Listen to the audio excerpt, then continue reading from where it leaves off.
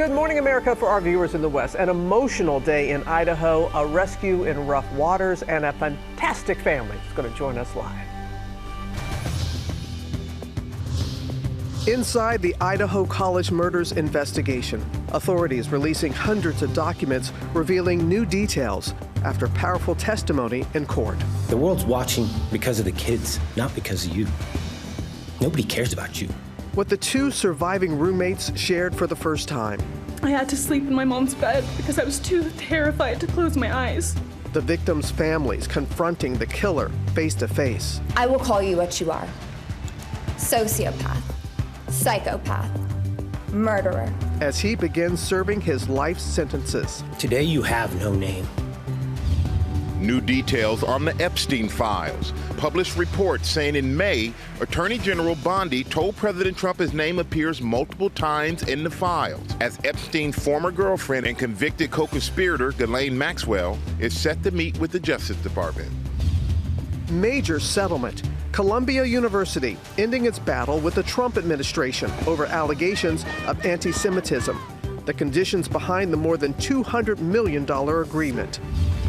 Extreme heat. Nearly 130 million Americans sweltering from Texas to Maine. Now, look at all those major cities bracing for it to feel like triple digits. New video of the moment this diver was bitten. When he was trying to help a trapped shark. Why he says he'd do it again. Plus the 18-year-old bitten at surf camp who protected his student. I want to get back out there as soon as I can. Rescue in rough waters. 10 people on board, including teens, holding on for their lives. This boat's engine breaking down, crashing and sinking.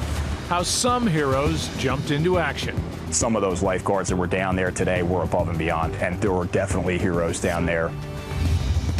Don't you forget about me. And don't you forget about this fantastic family. What time is it, son? It's time to get fired up. The Fantastic Forecast is here live for an unforgettable morning. And don't sleep on this little guy. We're running into Thursday with a new baby hippo. Wake up, America. Live from ABC News headquarters in New York City, it's Thursday. Good morning, America. A big yawn from that little hippo like that. Good morning, America. Great to have Joe Buck back with us this morning. He's filling in for George, who's taking much-deserved little vacation time. Yes, much deserved, and I do not have to make a burrito today. Oh, I have been told. A lot coming up here on GMA, including the new study on the number of steps it takes each day to improve your health. Yep, get out and pick those feet up and put them down. That's right. Plus, we have the golden rules for sunscreen, especially with the dangerous heat putting 130 million Americans on alert. Ginger, of course, is standing by tracking that for us. She is, but we're going to begin with the emotional sentencing in the Idaho College murders case. Victims' family members confronting the killer. And this morning, we're learning new details about the night of the killings. Kayna Whitworth, who has been following the story from the very beginning, is there at the courthouse in Boise, Idaho. Good morning, Kayna. Yeah, Robin, good morning to you. It was quite the culmination here to see those families directly address Brian Kohberger. We also heard from the surviving roommates for the first time. And then after Brian Kohberger was sentenced, authorities released hundreds of documents detailing more about what happened that night, as well as how the convicted killer has spent the last few years behind bars, excessively cleaning himself and spending hours on the phone with his mom. This morning, authorities releasing hundreds of documents revealing new details about the grisly murders of 4 University of Idaho students at the hands of Brian Kohberger following that day of testimony. We are done being victims. We are taking back our lives. Documents detailing how Kaylee Gonzalez, Madison Mogan, Xana Kernodle, and Ethan Chapin's bodies were found, along with tips called into hotlines and an interview with a Walmart employee who said someone had come in trying to buy a black ski mask before the murders. The release coming hours after victims' families confronted the killer, Kaylee's father, Steve, moving the podium to face the killer directly. We are here to finish what you started. Today, you've lost control. Today, we are here to prove to the world that you picked the wrong families. The two surviving roommates sharing publicly for the first time how the murders affected them. What he did shattered me in places I didn't know could break. Dylan Mortensen, who saw the killer in that off-campus home the night of the murders, detailing the toll it's taken on her. I had to sleep in my mom's bed because I was too terrified to close my eyes. And there were the panic attacks. The kind that slam into me like a tsunami out of nowhere. I can't breathe. I can't think. I can't stop shaking.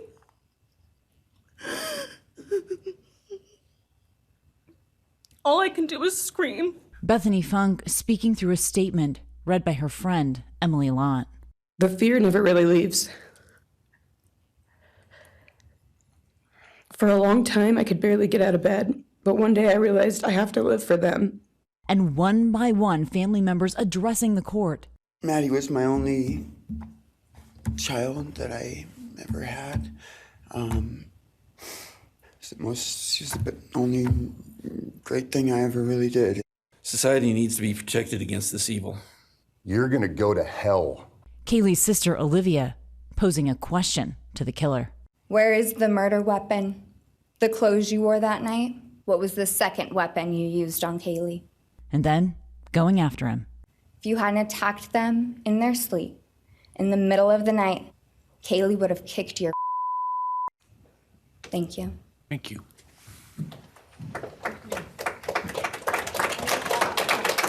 The former PhD student is now serving 4 consecutive life sentences. And when he was given a chance to speak, he responded.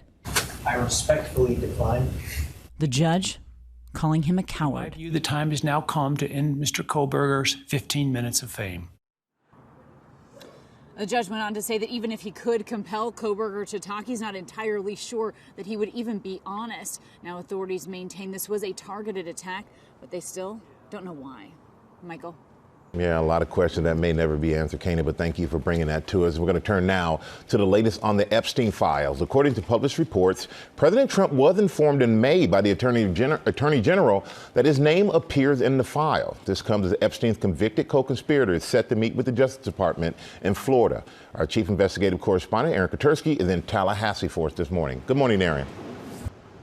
Good morning, Michael. Jeffrey Epstein's former paramour, Ghislaine Maxwell, is inside the federal courthouse here in downtown Tallahassee right now, meeting with Deputy Attorney General Todd Blanche. This is a highly unusual meeting between a convicted sex trafficker and the Justice Department that prosecuted her. Maxwell has been in prison here in Tallahassee since 2022. Blanche said he's now open to meeting with her in order to address lingering questions about her case. This morning, Deputy Attorney General Todd Blanche arriving at the federal courthouse in Tallahassee for a meeting with Jeffrey Epstein's former paramour, Ghislaine Maxwell. Maxwell's attorneys entering too, their client brought over from prison. We're looking forward to a productive day. She was convicted of sex trafficking and enabling Epstein's abuse of women and girls. She was sentenced to 20 years in prison and has been trying to get out on appeal ever since. Trump supporters have been clamoring for the release of more information about Epstein, but earlier this month, Attorney General Pam Bondi said she was turning off the spigot. The Wall Street Journal reports Bondi and Blanche informed the president in May his name appears multiple times in the Epstein files. The paper reports they told Trump they did not plan to release them because they contained child pornography and personal information about victims. Trump deferred to their decision. Last week, Trump denied Bondi told him his name was in the files. Did she tell you at all that your name appeared in the file? She's given us just a very quick briefing, and in terms of the credibility of the different things that they've seen. The next day, Trump ignored the question. Is your name in these files, Mr. President? Is that why they aren't being fully released? Let's go. Thank you, press. Come on. Hey, thank you. The Wall Street Journal reports other high-profile individuals were also named in the Epstein files, but appearing in them is not indicative of wrongdoing. Trump and Epstein were friendly for more than a decade. When Epstein was arrested in 2019, Trump said they had a falling out and hadn't spoken in 15 years. The Attorney General now says nothing in the files warranted further investigation or prosecution, and we have filed a motion in court to unseal the underlying grand jury transcripts. But a federal judge in Florida declined to release grand jury information, which is supposed to remain secret, saying the court's hands are tied.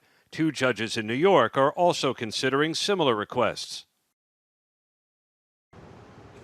Maxwell's meeting here today with the Justice Department, Michael, comes as she's appealing her conviction. Just last week, the very same Justice Department urged the U.S. Supreme Court to reject Maxwell's appeal. Michael? Yeah, I know a lot of people saying what comes of this meeting, if anything. Thank you so much for that, Aaron. Joe?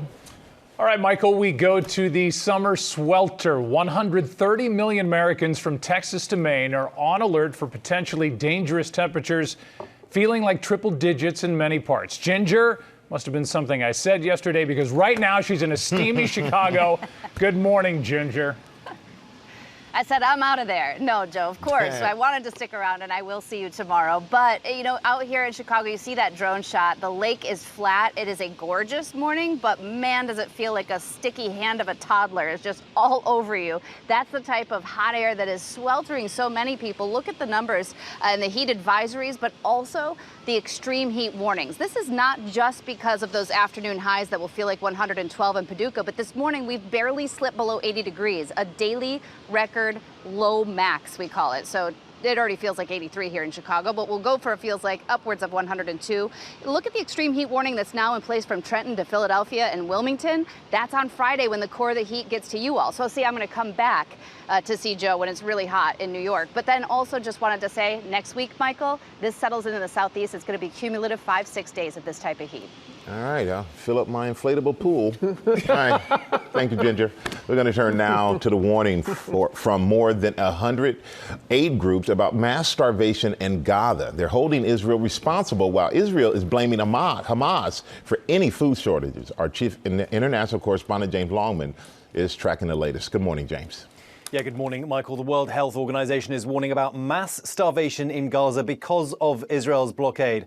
Over 5,000 children are suffering from malnutrition this month alone, and the pressure is growing to get a ceasefire and hostage release deal. Starvation is spreading in Gaza this morning as the humanitarian crisis worsens by the day. Over 100 aid groups are warning of mass starvation as the food shortage becomes increasingly dire. The World Health Organization says there are now nearly 30,000 children under 5 who are malnourished. ABC News has filmed inside the children's ward of a hospital in Deir al-Balah in central Gaza. Many of these children are so weak they struggle to move. My daughter didn't eat anything for 5 days, she says. Yesterday she got dizzy and fell in her tent. Norhan Salha's 5-month-old daughter is one of 30 children here suffering from malnutrition. I can't do anything for her, she says. It's a really hard thing for a mother to feel like this.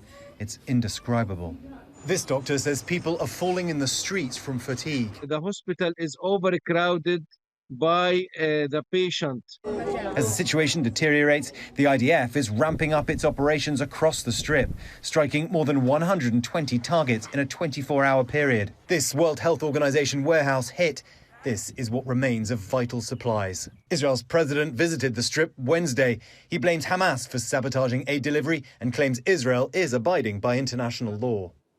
And on a deal, well, Israel says it has received Hamas's response to a ceasefire proposal. It is being reviewed. And the U.S. Special Envoy to the Middle East, Steve Witkoff, he's meeting with Israeli officials this week.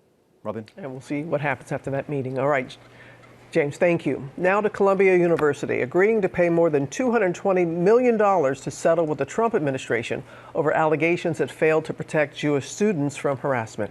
Stephanie Ramos is there on campus with the story for us. Good morning, Stephanie.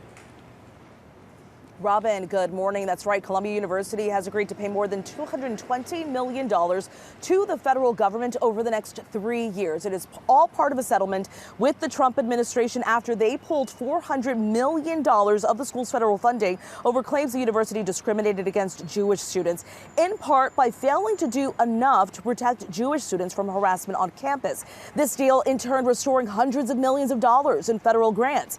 Columbia has also agreed to follow laws banning race considerations in both admissions and hiring practices and provide certain information about foreign students to immigration authorities. A federal monitor will report to the government twice a year on the university's progress. Now, the university is not admitting to any wrongdoing as part of the settlement, but saying in a statement the institution's leaders have recognized repeatedly that Jewish students and faculty have experienced painful unacceptable incident and that reform was and is needed. This makes Columbia the first university to reach a negotiated settlement over anti-Semitism claims. Now, Harvard University, they've sued the Trump administration over funding cuts, but they are also negotiating to restore its federal money.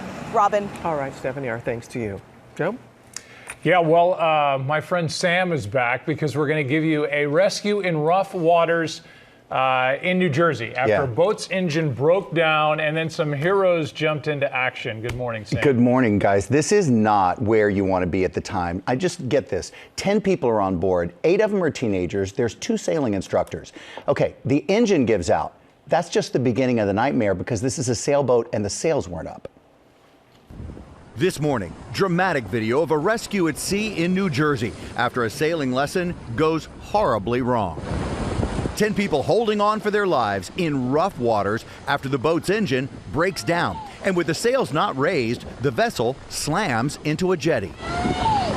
Everyone is wearing life jackets, but forced to escape into the water as the boat begins to break apart and sink. Bystanders and lifeguards jumping into action, pulling the 2 instructors and 8 teenagers to shore. We had several assets out there, our ski, lifeboats, paddle boards. The boat, named What Exit, is used by Avalon Sailing Club as part of its program. The instructors are being praised for getting everyone off that boat without injury. Boat didn't fare so well, but that's okay. Property can be replaced. People can't. And the brave lifeguards who patrol those dangerous waters are being hailed as heroes. There's not too many, I don't think, people or organizations that could have pulled off a rescue like that. Some of those lifeguards that were down there today were above and beyond. Any of that could have been an impossible situation, a capsized boat, the rocks, the waves. So the teens are understandably shaken, but they were not hurt. And that's the amazing thing. The Sailing Club is going to meet this weekend to investigate what happened and change any protocols that they think is necessary to keep it from happening again. Don't want that to happen again. Yeah, no. And glad none of them got hurt. That's a big thing. All right, thank you, Sam. Coming up, Victor Okendo has the details on a group of shark bite survivors. That's coming up. Hey, Victor. Hey, Michael, survivors of recent shark bites came together at a Florida hospital to share their stories. One 13-year-old saying, "I fought a shark and won." We'll hear from them and show you some new video one survivor called life-changing. That's coming up.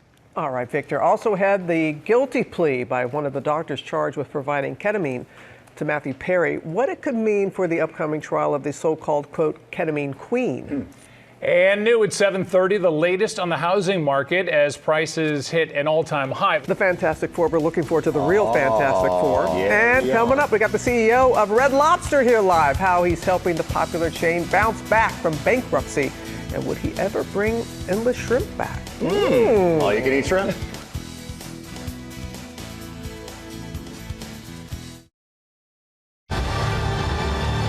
We will face this together. We will fight it together as a family. Oh my.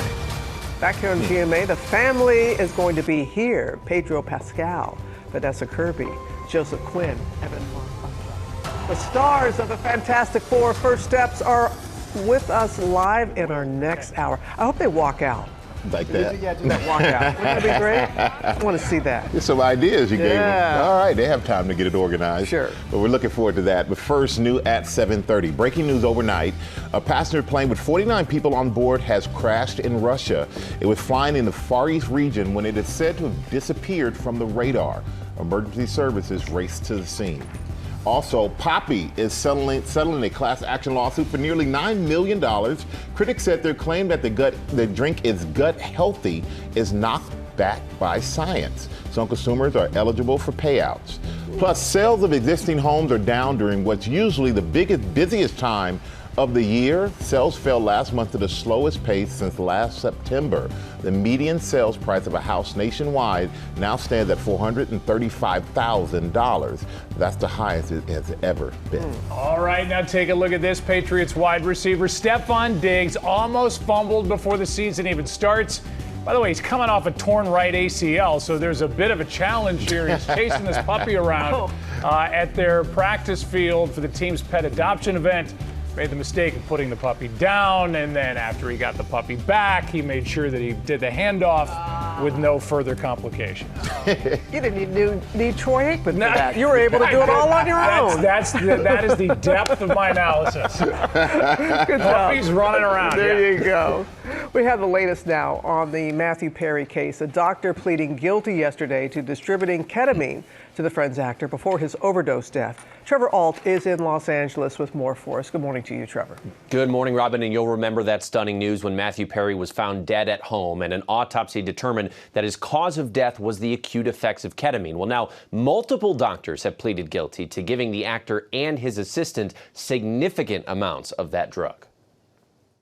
This morning, one of the doctors charged in the death of Friends star Matthew Perry has pleaded guilty. Dr. Salvador Plasencia in court Wednesday, the judge accepting his guilty pleas to 4 counts of distributing ketamine. He wrote in a text message in September 2023, quote, "I wonder how much this moron will pay." According to the plea agreement, in a 2-week stretch of 2023, Dr. Plasencia gave Matthew Perry and his assistant 20 vials of ketamine and ketamine lozenges. He received tens of thousands of dollars in exchange, and later that month, Perry was found dead in the jacuzzi of his Los Angeles home.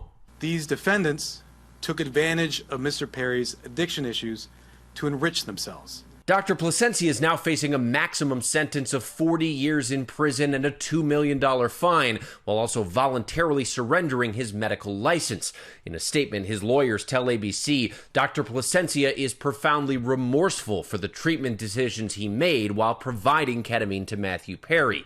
He's one of 5 people charged in the actor's death. One of them, Jasveen Sangha, allegedly known as the ketamine queen, has pleaded not guilty. It's important to note that none of the co-defendants have actually been sentenced. That suggests that the doctor, as well as his other co-defendants, are likely to testify against the so-called ketamine queen in her trial if she does not take a plea, making the government's case that much stronger. And Dr. Plasencia will remain out on bond until his sentencing in December. Meantime, another doctor, Mark Chavez, had already pleaded guilty last year to similar charges in this case, and he'll be sentenced in September, guys. All right. Thank you so much for that, Trevor. Joe? Robin and Michael, we turn now to the new video of the moment where one diver was bitten by a shark when he was trying to help it. Victor Oquendo is in Miami with why that diver said he'd do it again, plus the 18-year-old bitten by a shark at surf camp who protected his student. Good morning, Victor. Good morning, Joe. Florida is the shark bite capital of the world. In a unique event, several shark bite survivors came together, some of them still on the mend, to share their incredible stories. This morning, an outbreak of shark encounters in Florida waters.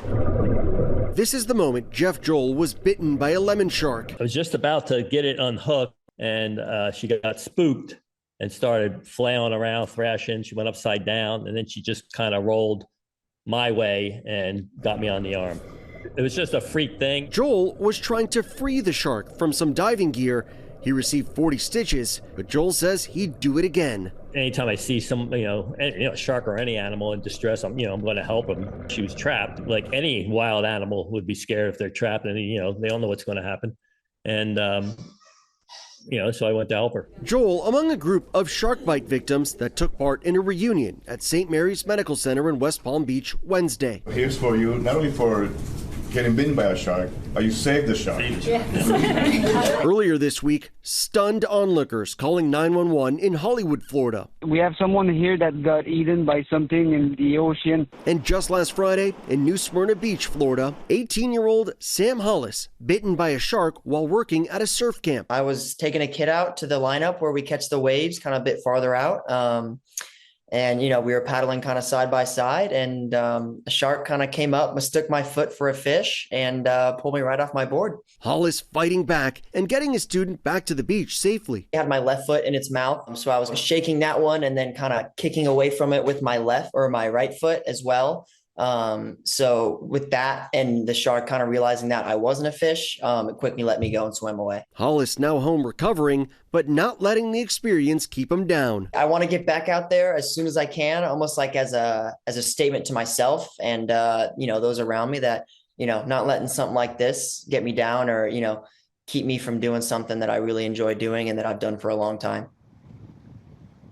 And we should point out this time of year, the water here in Florida is warmer. That is going to attract more sharks and more bait fish. That's what they eat. At the same time, over the summer months, more of us are in the water. Sharks are not looking for us. They are following the food. Shark bites are rare. The way one doctor put it, you're more likely to be hit by a falling coconut than bitten by a shark.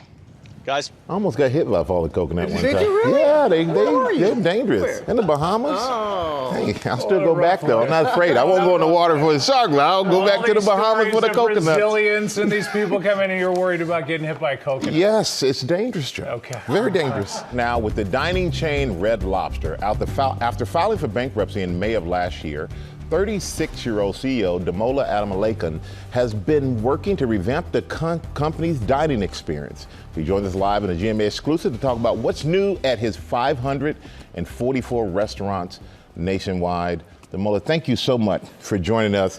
And Red Lobster's now out of bankruptcy. Officially out of bankruptcy. Yes, and you're making some big changes there. The seafood boil has been a big hit with the company and with social media. Tell us about some of the adjustments that you're making to bring back customers and why.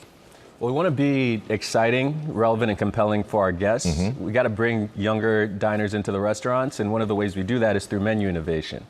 So these seafood boils, what I love about them, not only are they delicious, and they are delicious. I don't know if you've tried one yet. But beyond that, it's a lot of fun. It's an experience. The bag comes out, the waiter shakes it in front of the table, you open it up, the steam, the flavor all comes out. So people are having fun as an experience, which is an important differentiator to get people back into the restaurants. Because, dining has tapered off. The consumers aren't going out as much. So what are you doing to draw people back more? What are some of the other things you're doing to draw the consumer back to Red Lobster? Yeah, absolutely. You have to differentiate yourself. Yeah. People they'll have kind of 2 or 3 restaurants that they go to as their favorites. And we're trying to crack that favorites list, right? So the number one thing is food. People come for great food. So the seafood boil bags are an example. Our lobster, our crab. We have differentiated special products. But the experience around that, whether it's the service, we rolled out red carpet hospitality to make sure people are treated well like family when they come into our restaurants. And then the ambiance, the music, the decor, the lighting, all the things around the meal really make it special and make people come into our restaurants. And you are the world's largest seafood buyer. I mean, I didn't realize that, and I read the notes. I was like, wow. But the majority of your seafood, though, is imported. So are you being affected by President Trump's tariffs? And if so, will the consumers see a price increase because of that? So the majority of our seafood is bought from North America and Canada because we buy lobster and crab, and that's mostly North America based, 90-ish% plus. But we do import products as well, right? So on those products, we'll pay a tariff like everybody else. So that impacts our business, and our intention is not to pass that through. We're not intending to do any more price increases for the rest of the year, right? Regardless what happens with tariffs, is our intention. So our goal is to manage it. Again, most of what we buy is North American, so we're fortunate in that sense. It's a smaller part of our supply chain, but nonetheless something we'll have to manage through. And you say that you're listening to your customers. That's the way you've been able to, bring the company back. McDonald's did the same thing. They listened to their customers and they brought back the snack wrap. So my whole desk full of, cohorts over there, they're wondering, all you can eat shrimp. Is that coming back if the public says enough about it? I see a lot of pensive faces there. We're waiting for this answer. This is the question right here. Look, we don't have any plans to bring it back, but what I will say is this. We listen intently to the customer comments. We read the comments. My marketing team does, and I do personally. I read the comments to see what people are saying. And we try to react really quickly to deliver people what they want. So for an example, the seafood bowls came out. Most of the comments were positive. There's a group of people saying, we want more heat, we want more spice, we want more flavor options. And within a week, we turned it around and added a spicy option, an extra spicy option, a new flavor, Old Bay and Parmesan, and Cajun sausage as an add-on. And we did that within a week. Which is very hard to do to so many restaurants. It's almost impossible. It's almost unheard of, right? But it's a credit to our teams. It's a credit to the agility, to the strength of the team, the adaptability of the team, and how badly we wanted to get it out there quickly for our guests that we were able to get that done.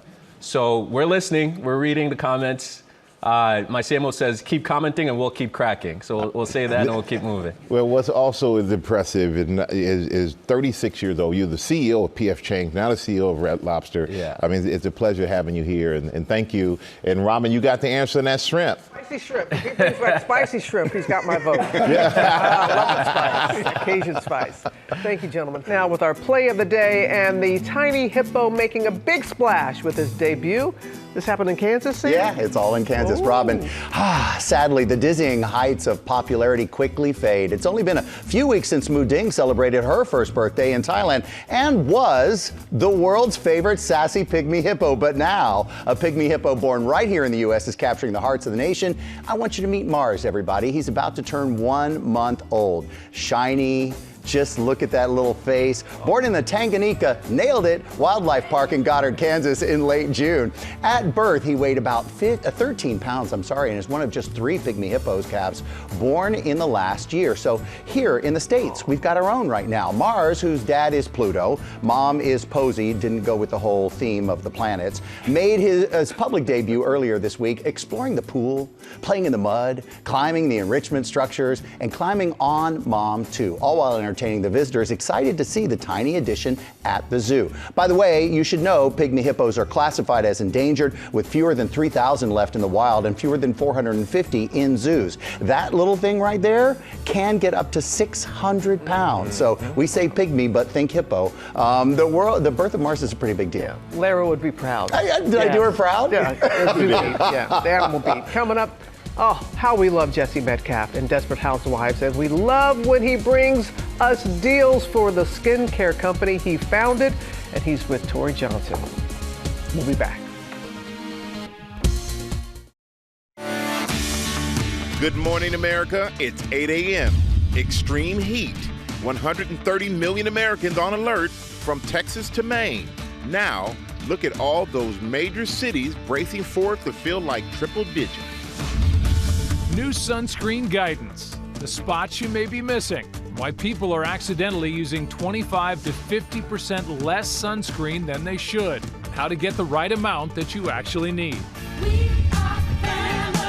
And the Fantastic Family is here live. Vanessa Kirby. Hello, boys. Eben Moss-Backrack. Joseph Quinn is fired up. And Mr. Fantastic himself, Pedro Pascal. As we say, good morning, America. Live from ABC News headquarters in New York City, it's Thursday. Good morning, America. Oh, my goodness. We can't wait. Good morning, America. Is that Herbie. That right there, that's Herbie. That's the assistant to the Fantastic Four. And, Herbie does a great job, I gotta say. Went through, mopped the floor on the way out. State-of-the-art sidekick and personal assistant for the Fantastic Four. That's who Herbie is. And it's great to have Joe Buck here. You're in for George this week. I am in for George. He's not here. Ginger is in Chicago, where she went kayaking for conservation with Shed Aquarium. She's going to tell us all about her wildlife encounters, including a couple of live ones this morning. Ooh, a couple of live ones. Plus, our chief medical correspondent, Dr. Tara Narulula, there she is. She's here with a number of steps linked to a reduced risk of cardiovascular disease. Yeah, can't wait to hear that. But first, we have a look at the top stories breaking at 8, starting with the emotional sentencing in the Idaho College murders case. And this morning, we're learning new details about that night. Let's go back to Kayna Whitworth at the courthouse in Boise, Idaho. Good morning again, Kayna. And good morning again to you as well, Michael. Now, we heard from several family members who shared the same sentiment, that they are done being victims, that they're not going to let Brian Kohberger dictate their futures. But there was also a huge release of documents detailing what happened that horrifying night. This morning, authorities releasing hundreds of documents detailing how Kaylee Gonzalez, Madison Mogen, Xana Kernodle, and Ethan Chapin's bodies were found, along with tips called into hotlines and an interview with a Walmart employee who said someone had come in trying to buy a black ski mask before the murders. The release coming hours after victims' families confronted the killer, Kaylee's father, Steve, moving the podium to face the killer directly. We are here to finish what you started. Today, you've lost control. The two surviving roommates sharing publicly for the first time how the murders affected them. What he did shattered me in places I didn't know could break. Dylan Mortensen detailing the toll it's taken on her. There are the panic attacks. The kind that slam into me like a tsunami out of nowhere. I can't breathe. I can't think. I can't stop shaking.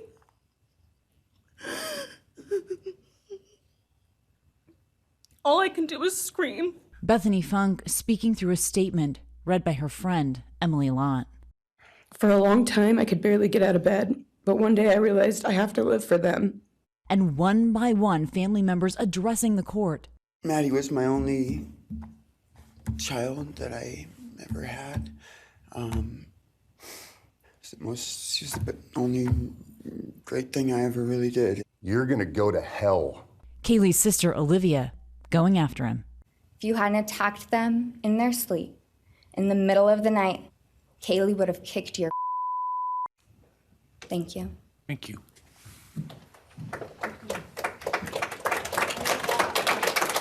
Former Moscow Police Chief James Fry telling me the murders were unfathomable. What kind of person has the ability to do something like that? Someone who is cold, filled with rage, angry, very angry. When he was given a chance to speak, he responded. I respectfully decline. The judge calling him a coward. The time has now come to end Mr. Kohlberger's 15 minutes of fame. The judge went on to say that even if he could compel Kohlberger to talk, he's not entirely sure that he would even be honest. Now, authorities maintain this was a targeted attack, but they don't know why. Robin? Still no answers. All right, Kayna, thank you.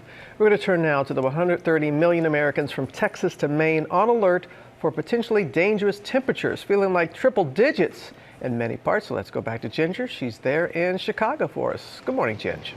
Hey, good morning to you, Robin. You know, the triple digits in the afternoon are one thing, but we barely drop below 80 degrees, breaking a daily record low high. That's what we call it when it's the warmest temperature you've had on a morning in July. So we're going to see the sun do its job. You can see the drone right there. It looks gorgeous. The lake really flat, but people are going to need to jump in it by this afternoon because the Fields Lakes will be upwards of 105 or so. The heat advisories go from Detroit to Cincinnati, back down to Nashville, even Shreveport, Louisiana. But there are some new extreme heat warnings that include Philadelphia, Wilmington, Trenton.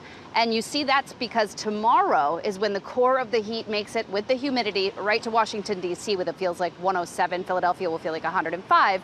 Robin, I have to tell you, this does not end for the Southeast. It only builds through the weekend. So places like Raleigh, back to Atlanta, we will be talking about this all the way through early next week. Yeah, going to continue to build. All right. Our thanks to you, Ginger, as always. Joe? All right, now to a GMA health alert. Every step counts when it comes to reaching your health goals, and a first-of-its-kind study reveals the number of steps linked to a reduced risk of cardiovascular disease, cancer, all-cause mortality, and more.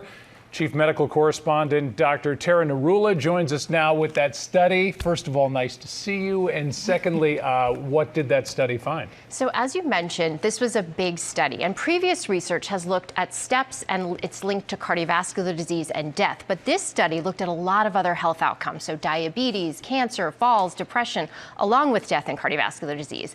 And they found a few things. First of all, they found that if you walk 7,000 steps per day as opposed to 2,000, you decrease your risk of a lot of these health outcomes by about 6 to 47%. In addition, if you pushed beyond 7,000 steps to 10,000 or 12,000, there was really a very small incremental benefit. So maybe 7,000 is more of the sweet spot. And third, just adding really moderate increases in your day, even 1,000 steps more, seemed to reduce your risk. So if you went, for example, from 2,000 steps a day to 4,000, you decreased your risk of dying by about 36%. One interesting fact, Joe, that I found is that we all talk about this 10,000 steps number. Actually, that did not come from any scientific evidence. It came from a Japanese company that was marketing a pedometer in the 1960s before the Olympics. It was called the Manpo K, the 10,000 step meter. And that caught on and spread. And now we all talk about 10,000 steps. Okay, so we're down from 10,000 to 7,000. That's good news. Can you put into context what 7,000 steps means? Is that like an hour of walking? What is that? Well, we've come a long way from the first pedometer, which was invented by Leonardo da Vinci, to now we have all these fancy fancy tracking devices. So first of all, it's important to get one so you can actually see how many you're walking. But to put it in context, 7,000 steps is about 3 miles. So about 2,000 steps per mile, about 40 to 60 minutes of walking. Here in New York City, you can count 200 steps for every city block. How do we build this into our days? As you said in the intro, every step counts. So maybe use the bathroom that's a little farther away. Get up and walk when you have your office meetings and talk on the phone. Don't use DoorDash or Seamless to order food to your house. Go out and get it. Or go in your car and walk farther when you park the car. So really ways to build it into your life. Choose activities that make you move more. So give up the thrill that we all get of getting the spot right next to the door. Yeah. Public transportation, I use the subway. It's a real great way to get your steps in. You enjoy that subway. I do. Yeah, and I a good don't. playlist. I'm Good not a playlist subway listening. guy. Thank you, Doctor. Thank you. All right. I'll be I'm going to walk my way on out of here. Coming up in our GMA morning menu, new golden rules for sunscreen. You may think you know the best practices, but a lot of us are doing it wrong. Becky Worley has us covered. Also ahead, she's back. Meryl Streep spotted on the set of Devil Wears Prada 2. Plus, our deals and steals turned back the clock event. Tori Johnson brought in reinforcements. Desperate Housewives star Jesse Metcalf is here with the deal from his company. And Sam, got some special guests, my friend. They're finally here. All right, Pedro Pascal may be locked in his dressing room. It might have been my fault. I'm not sure. Vanessa Kirby's here. Joseph Quinn is here. Evan Moss-Bachrach is here. And Herbie is here. We're going to talk about, finally, Fantastic Four. Did you want to say anything or no? Vanessa, do you want to wave? Did you guys want to wave? Is there anything anybody wants to add? I don't know. I think this guy wants America. There you go. All right. It's coming up right here on GMA.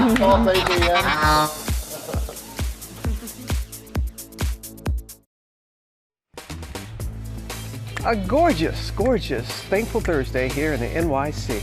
We are back with our GMA cover story and our Science of You summer series. 1 in 5 Americans will develop skin cancer by the age of 70, but in many cases it is preventable. Becky Worley is here with new techniques for applying sunscreen. Yeah, I don't want to brag, guys, but I'm kind of a sunscreen power user. I mean, I live in California. Yeah. I'm a surfer. I'm a mom. I don't Yeah. want to get skin cancer. But even I learned a ton about putting on sunscreen the right way. Sunscreen. It's a must. Use a shot glass full for your face and body. Broad spectrum for UVA and UVB. Yeah. We know all this stuff. And yet, the incidence of skin cancer is still on the rise. So what are we doing wrong? My golden rules are that you put it on every day. Don't forget about your lips. Kind of thinking about smaller areas like the ears, both the front of the ears and the back of the ears, the neck. The skin around the eye is very delicate. But in real life, that can be tricky. I sprayed too much. Many people are great about putting sunscreen on their kids, but then I don't see them put it on themselves. And something I'm guilty of, not wearing sunscreen when I have a big beach hat on. Nope. Even if you're under a tree or under a broad-brimmed hat, you're still getting that UV exposure from the ultraviolet light that's reflected. And Dr. Graywall says people tend to put on 25 to 50% less sunscreen than they should. You put it on once, but every 2 hours or so, you should be reapplying it. And even more often, if you're sweating a lot, like I love to run outdoors, so heavy perspiration or swimming, reapplication is really important. And then, there are some common myths that certain skin types don't need sunscreen, but everybody needs sunscreen and everyone is at risk for experiencing sun damage. And she shows us a good method for getting the right amount and full coverage. For the face and neck, I really like the 3-finger rule. So I take my 3 fingers here and I squirt sunscreen in a straight line from here to the tip of each finger, 3 little lines. And then I just kind of pat it on the big areas of the face and the neck. Don't forget to rub it into small areas around the nose, around the eyes, around the lips, around the front and the back of the ears, all the way up to the hairline and on your neck as well. Now, my biggest takeaway, don't be afraid to get sunscreen on your hairline, your eyelids, or right under your eye, and especially on your lips. These are some of the spots seeing the biggest increases in skin cancer. Wow. Yeah, I know this really hits home for someone like Sam, what he's gone through. How about the tinted sunscreen? That's what I've been using. She's really bullish on these for a lot of different reasons. Tinted sunscreen is something that reduces visible light, and so, you know, it blends in so easily. And that visible light reduction helps to reduce age spots. Oh, good. And tinted sunscreen's a little easier to apply. It doesn't have that chalky residue. And there's so many tints out there now that, and it really doesn't matter. It doesn't have to be super expensive. There's a gazillion options now. Sunscreen's gotten better. And don't be afraid to get it close to your eyes. Yeah. It doesn't matter what you, just as long as you use it. Whatever one you use it. It's good. Yeah. Age spots, I'm in. Come on. This is the hand I don't wear a golf glove on, Michael. Oh, yeah. Maybe I need some, too. All right. Thank you, Becky. Thanks so much. How about a little pop news? All right, let's do it. This is my favorite part of this movie, by the way, where she picks it up and goes, tell everyone, she's on her way. Let's begin pop news that way with a warning. Gird your loins, because for the first time, we're getting a look at Meryl Streep on the set of Devil Wears Prada 2. Now, she's back as Miranda Priestley and looking just as intimidating and chic, by the way, as she did in the original film nearly 20 years ago. How can that possibly be? Devil Wears Prada 2 hits theaters next year, and as Miranda says, that's all. That's all. But it's not all for pop news, right? Don't ask why I'm still wearing this. I just am, and I may wear it all day long. I can't. Yeah, it's so tight I can't pull it off. All right, this morning, do you guys remember the massive phenomenon Lilith Fair? Well, get ready to travel back to the 90s, right? To relive it. Because ABC News Studios and CBC have announced a full-length documentary called Lilith Fair. Building a mystery. It's all in the works right now. The film will dive into the untold story of traveling with that music festival. It featured only female artists from 1997 to 1999. And for those of you who are too young, it was started by Sarah McLachlan. You're going to like this too, because she, among others, aimed this whole thing at breaking male-led music industry barriers. The documentary will feature interviews with the original lineup, including Bonnie Raitt, Sheryl Crow, Jewel, and many, many more, as well as the generations of female artists who have come after them. And maybe because of something like that, like Brandi Carlile and Olivia Rodrigo. Lilith Fair, Building a Mystery, will begin streaming on September 21st on Hulu and Hulu on Disney+. I didn't realize it was just 2 years. Right? It seemed like it was so much longer. It had such an impact. Longer, yeah. Because it was, I think, a movement, you know, and even after that, I think people talked about it, right? And finally, Joe, this one's for you. Our special guest anchor for a few days here on GMA is one busy guy, ladies and gentlemen. And before making a pit stop here, Joe also stopped by to compete on Who Wants to Be a Millionaire? Why not? With Jimmy Kimmel along with Oliver Hudson. And we have a special clip. I'm going to ask you something about this later, but take a look at the clip now. You're just friends. You're best friends. Best friends. Yeah. Do you say you have a best friend if you're 56? That's true. That's a good question. I think there's a period in your life where you have a best friend when you're a kid, and then you reach a certain age where it is cute to have a best friend again. It is. And you guys might just be on the cusp of that. We are. But I feel it. But then you can really offend a lot of other friends, even at the age of 50, if you said, this is my best friend. So for those of my other friends watching, he's not really my best friend. Yeah. Oh. For my friends watching, he is my best friend. Wow, that had to hurt. So before we get any further, I mean, is there anything you want to say here? I mean, I'm glad that yesterday we promoted Happy Gilmore 2. Oliver's in it. Yeah. And I was thinking about mentioning his name, and I didn't. Right. Makes sense to me. Because you're not best friends. Totally made sense to me. Now I have, and that was intimidating, being on that set and realizing just how not smart I am, and Oliver's just a moron. I've never heard that. Is sound like a real best friend. Good for you, Joe Buck. And I've never heard a better plug for a show. So you guys are competing for $1 million for charity right there. I guess the $1 million will go to what you'll tell us the charity and if you won and all that in just a minute or later, because the show hasn't aired yet. Yeah, and that's pop St. news. Louis, that's not the mystery. St. Louis Children's Hospital. Right. Okay. That's There we go. Yeah. There you go. That's it. That's it. That's pop news. Yeah. Hey, Ginger. Hey, so here we are in Chicago with the Shedd Aquarium. Katie and Poblano. I want to introduce you. Poblano is a South American macaw. Just a beautiful bird. Surreal here. Probably loving the heat and humidity. Very South American. It is time now for Deals and Steals. And this morning, Tori Johnson is back with more product to help us turn back the clock. And with her this morning is one of the company's founders, actor Jesse Metcalf, who I just asked, what can I do to look like you, man? I want to turn back the clock like Jesse, okay? We're going to start with Jesse's product. Okay, you know what? Last time Jesse was here, we did so much like fawning over Jesse and how he looks that we didn't celebrate the star ingredients of these products. Exactly. Look, these products are incredibly hydrating and anti-aging. Glycolic acid, hyaluronic acid, two incredible peptide complexes that boost collagen production by up to 350%. I absolutely love the anti-aging under eye serum. Do you know that one of my viewers who bought it the last time you were here told me better than injections? Wow. Which is like, that is some serious praise. We've been getting some incredible reviews from females, specifically the way this product line preps the skin before your makeup routine. Makeup sits incredibly well on the skin after using these products. Okay, and you not only that, so you brought us the entire line. I highly recommend that you guys buy the kit. It's all 50% off, but the kit's really the best deal. Absolutely. I need that. I'm going to come in here looking like a toddler. Okay, Pour Moi, climate adaptive skincare. Take a look at this. These are smoke alarm drops. So you know how we use sunscreen to protect against UV rays? Yeah. This one's going to help to defend against the damaging effects of air pollution on our skin. So those particles that travel through smoke get into your face. What I love about this is there's a QR code that's right on the bottle that you'll scan on any given day. It gives you hyper-local forecast that day, plus how much to use, when to use it. They are really all about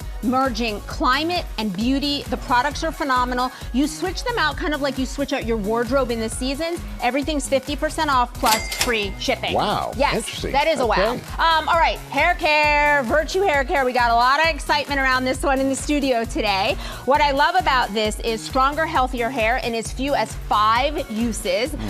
You saw there was a lot of excitement on this line. There was. And this is all about fuller, thicker, healthier hair. We've got all of the fan favorite products. If you're new to the line, I recommend that you get the kit, because this also comes with a density booster. Shampoo, conditioner, density booster.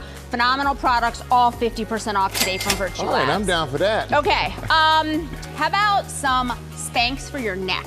That is what I think. Some what? Spanx for your neck. Yeah, Spanx for your neck. Here you go. It's called Manx. Yeah, exactly. We'll rename Strivectin's neck cream there. That's a fabulous one. Everyone knows and loves that. We also have this peptide one. So not only can you use this as the roller, but then what's cool is feel how cool it is. So you get this like cooling touch. Think perimenopause, menopause. I can't even say it. You guys know what I'm talking about. These are the solutions for you from Strivectin, all 50% off and free shipping. Free shipping. Yes. Love that. Okay. Elemis. Another favorite in the studio. It is. We've got a couple of their most popular products. Pro Collagen Marine Cream with SPF. This is their great moisturizer. Cleansing balm takes off every single thing except leaves the moisture. You know, that dewy moisture. Absolutely. We want that dewy moisture. All slashed in half from Elemis plus free shipping. And then finally, a little red light therapy. Yeah. Oh, I'll take one of these. A little red light therapy, yeah. So we've got it 3 minutes a day for the eyes. We've got the neck and chest. And then that little mini one right in the front if you want glow on the go. Doesn't it feel good too? Wow. It's easy to wear. All 50% off from SolarWave. Look like the Lone Ranger. I know, right? Get that on. There you go. You know, we partner with these companies on these deals. You can get them on our website. Thank you, Jesse. Thank you, Jesse. Thank you. Thank you as well. And coming up, the Fantastic Four. We'll be right back. Welcome back to GMA, live from New York City. Ladies and gentlemen, we welcome you to a very special event celebrating 4 years of the Fantastic Four. Oh my. And now Marvel's first family, the Fantastic Four. Please welcome Pedro Pascal, Vanessa Kirby, Emma Moss at Baccarat, and Joseph Quinn here to Good Morning America. I feel like we're so rude, like we're so far apart. Hello! What is this? All these hugs. We got to just keep that. That's right, back. Get back, stay back, you all. Thank you for being here. We're so excited. We've been looking forward to this all week long. Okay, before we get started, okay, you're just going to point here. Who is most like a superhero in their life? Well, I would say somebody who's very pregnant doing a press tour all around the globe is pretty superhero-like. Good answer. Good answer. Good answer. And congratulations, by the way. Thank you so much. Congratulations to you. Thank you so much. And Kevin Feige, he said that the Fantastic Four First Steps is a no homework movie. So Pedro, for you, what can fans expect? I hated homework as a kid. You know what they could expect? I think that there were movies that I went to as a kid that were imprints and are the reasons that I'm here today and have chased this life, you know, and I think that this is that kind of a movie, you know. When I went to go see E.T., when I went to go see Back to the Future. And it just is like something that like imprinted itself into my imagination and to this day lives with the same power. And I feel that's the love that we and our director and our entire crew and all of Marvel put into this that they want to share with everyone else. Beautiful. Just that good time, good message, and a moving story about family and an adventure. We need that. We need that. It's the last day of the press tour, you guys. You did it. It's the last day. How do we look? You look great. Evan, you see? Somebody get Evan a towel. He needs to hurry up. Speed it up. Let's go. Ask the question. Get to it. Vanessa, we mentioned it briefly. Congratulations. I think you kind of first showed the world how beautifully pregnant and gorgeous you were being pregnant on the red carpet. But I feel like you had to wear like a pregnancy bump during the filming, and now you're like wearing your own. So do you feel like you've been enormously pregnant for a very long time? Yes, it's been a rolling year, to be honest. And, you know, these guys are my brothers, literally for life. And so they're all uncles. And so they have sort of been uncles since last July when you saw me in this fake pregnancy bump. And I think, honestly, it would be weird to see me without it now. But the fake pregnancy bump, I actually decided to put kind of like heavy rice packets in the bump to try and make it feel real, because otherwise it can feel a bit light. And I realise now that this is not nearly as heavy as the one I was like carrying around the whole time. So I gave myself a bad backache for most of the film and I actually didn't need to. So now it's real. I know what to do next time. Should we go reshoot? I think we should go reshoot. Yeah, because I was doing this a lot. And you don't do that. And, I got it wrong. Speaking of reshoot, let's take a look at the clip. Show everybody what you did. Here we stand, prepared to face a danger that is unknown.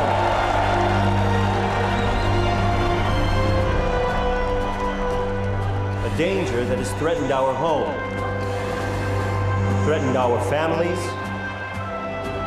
and threatened this planet. The unknown will become known, and we will protect you. We will protect you. I love this. Ready to watch it. You know, when I watch the clip, I see the light blue bodysuit. And I'm just thinking of myself, because I do all the time, and I'm thinking, how could I possibly Every time you put on a light blue bodysuit. Exactly. I don't think it would hide much, is my point. Joseph, did you have to get into some crazy training regimen to fit into that thing and look good in it? Well, yes. I was training we were all training, and I was training with my wonderful trainer, Tim Blakely, for a few months before. I was feeling pretty good. That all changes when you put the suit on. And it was quite abundantly clear just how much work I had left to do. They hide nothing. So after I put the blue suit on, I was very excited, but I was kind of frantically doing sit-ups for like the next month. But yeah, it was, Then it all petered off nowhere to by the hide end. in there. Yeah. Sam was hoping for the full suit. He just got I the begged top. for the full suit. This is all I could get. Yeah. But now I'm happy. Now that you told me that, I'm like really happy with this sweatshirt. We can get another suit, full suit by tomorrow. And Evan, we know you had a suite and like really hilarious bond with Herbie, the robot. Oh yeah, sure. Yeah, why was that? Why do you love Herbie so much? I mean, what? I mean, yeah, exactly. I don't need to say anything. Look at this guy. So he's so damn cute. Aww. Yeah. We had this. First of all, this is like Really such cool. an adorable little creature here, and then we had this brilliant puppeteer called Jack Parker, who imbued him with so much life and personality, and it's just to sort of. Animate these things with specific personality and light and love is like such a challenge, and he did such a beautiful job. Absolutely. Well, I got to tell you, you guys are. He's thanking you, Evan. He's thanking you. You are a fantastic cast. Yeah. You really are. And Pedro, you were the last to be in the cast, and Vanessa, you were the one that was really advocating for Pedro. What was it about him that you thought this would be perfect? He would be perfect for this role. I just think he brings so much soul to everything that he does. And so even, it's such a hard part because you have to be the most intelligent man in the universe. And, that's very intellectual and very brainy, And so look, I've always wanted to work with him, and his work has been so astonishing, but it's always had so much depth when he's saying nothing. And I just thought with all the math equations and the chalkboard that he's going to have to be glued to, I just thought he'd be. And you really want an incredible scene partner to be able to, go do the work with. And it was just, we had a wonderful time. And this family has been the most moving family I ever could have asked for in a creative experience. And yeah, like I said, they really are family forever now. I can't wait to see the film. I really can't. Evan, I can't look at you without thinking of one of my favorite shows, The Bear. And then if we go down the look at the cooking, I think we've seen during the tour, Pedro, that you're not really great at it. Vanessa, I did really well on that. Okay, if you feel that way. Learned on the fly. His Gordon Ramsay's wife picked my mashed potatoes over his. Wow. That's good enough for me. Let's just get it right. I stand corrected. But are they bear worthy? Is there a way they could now show up on the show and? Oh, could they show up on The Bear? Yeah. I mean, they're not really sweaty enough, are they? I feel like they're way too clean. But we can get sweaty. Yeah, we can get sweaty. Yeah, you gotta grease these guys up and get them out to Chicago. Yeah. What are y'all going to take away from this time together that you've had? Each other. Yeah? Yeah. I've never grown so close to a cast. Honestly, it's been funny doing the press tour in some instances because, when you are with family, it's people that see you and know you, and that can sometimes be a scary thing. You know what I mean? And in some instances, I was like, oh, wow, they're going to know when I'm being full of bleep or whatever, you know what I mean? Like, because we've become that close, and it's like a family at Christmas. It's like because they're your brothers. You just don't, you know what I mean? It's just It's just a very, very, very close bond, for better or worse. We do know. For better. For better. You want to make this. But all the hard work is paid off, though. The reviews and says probably the best Marvel movie ever made, which saying a lot. So your hard work is definitely paid off. Yeah. It's not hard when there's a baby to always cut to if you do any bad acting. Or Herbie. I'm about to say, I see some sort of a spin-off with Eben and Herbie.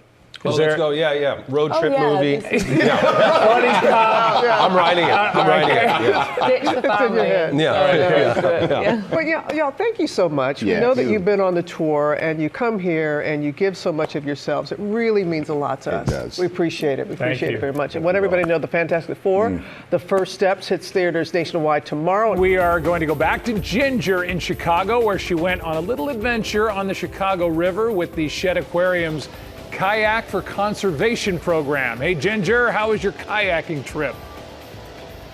Well, the kayaking, honestly, Joe, was hot, but what they are doing here is downright cool. I lived in Chicago for a long time. I left here about 14 years ago, and I'm going to be honest, the Chicago River is known as kind of dirty and at best lifeless. But what they have been able to do with the Shed Aquarium and a group called Urban Rivers is totally turn that around. You got to see it. Winding along the Chicago River. Well, the river looks different, and I know that skyline. We are on a mission. If we are going to see any snapping turtles, that's going to be where? To find Chunkosaurus. We're gonna go find Chunkosaurus. We're on a mission. Let's go. Chonkosaurus is a local and elusive celebrity. Oh my God!